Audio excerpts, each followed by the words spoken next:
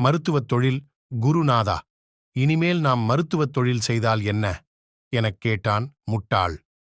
அதனால் நமக்கு என்ன பயன் என்று பரமார்த்த குரு கேட்டார். பணம் கிடைக்கும், அத்துடன் புண்ணியமும் கிடைக்கும் என்றான் மூடன். அப்படியே செய்வோம் என்றார் குரு. மனிதர்களுக்கு மட்டும்தானா என்று கேட்டான் மண்டு. மனிதர்க்கும் வைத்தியம் செய்வோம், மாட்டுக்கும் செய்வோம், குழந்தைக்கும் செய்வோம், குரங்குக்கும் செய்வோம் என்றான் மட்டி. பரமார்த்தரும் அவரது 5 சீடர்களும் மருத்துவம் செய்யும் செய்தி ஊர் முழுதும் பரவியது. காய்ச்சலால் அவதிப்பட்ட ஒருவன் வந்தான்.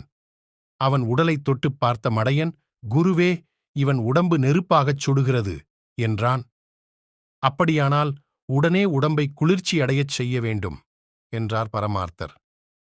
அதற்கு என்ன செய்வது எனக் கேட்டான் முட்டாள்.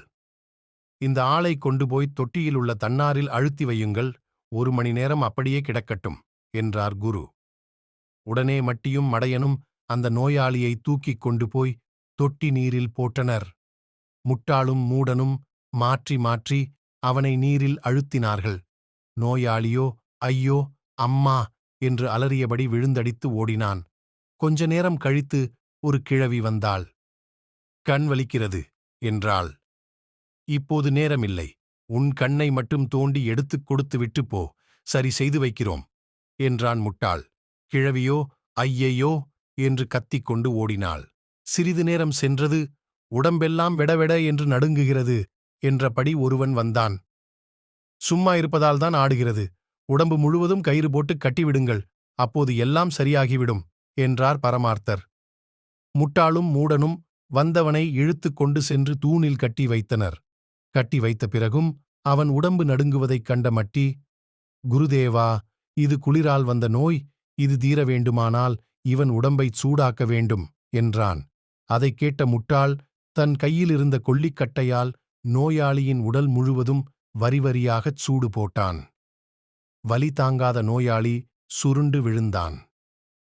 பல்வலி தாங்க முடியவில்லை, என்ன செய்வது என்று கேட்டபடி வேறொருவர் வந்தார்.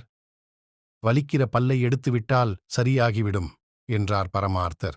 சீடர்களோ ஆளுக்கு கொஞ்சமாக எல்லா பல்லையும் கத்தியால் தட்டி எடுத்து பொட்டலமாக கட்டிக் கொடுத்தனர். இனிமேல் உனக்கு பல்வலியே வராது என்றார் பரமார்த்தர். சற்று நேரம் கழிந்தது. யானைக்கால் வியாதிக்காரன் ஒருவன் வந்தான். உலகிலேயே இதற்கு 2 வகையான வைத்தியம்தான் இருக்கிறது. நன்றாக இருக்கிற காலை வெட்டிவிட்டு அந்த இடத்தில் யானையின் காலை ஒட்டிவிட வேண்டும். இல்லாவிட்டால் அந்த காலுக்குச் சமமாக இந்த காலில் உள்ள சதையைச் செதுக்கி எடுத்துவிட வேண்டும் என்றார் பரமார்த்தர்.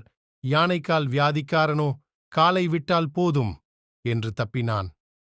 ஐயா, ஒரே இருமல், தொடர்ந்து இருமிக் கொண்டே இருக்கிறதன் என்றபடி வேறு ஓர் ஆள் வந்தார். வாயை திறப்பதால்தானே இருமல் வருகிறது, வாயை மூடிவிட்டால் என்ன என்று நினைத்தார் பரமார்த்தர். இவர் வாயை அடைத்து விடுங்கள் என்று கட்டளையிட்டார்.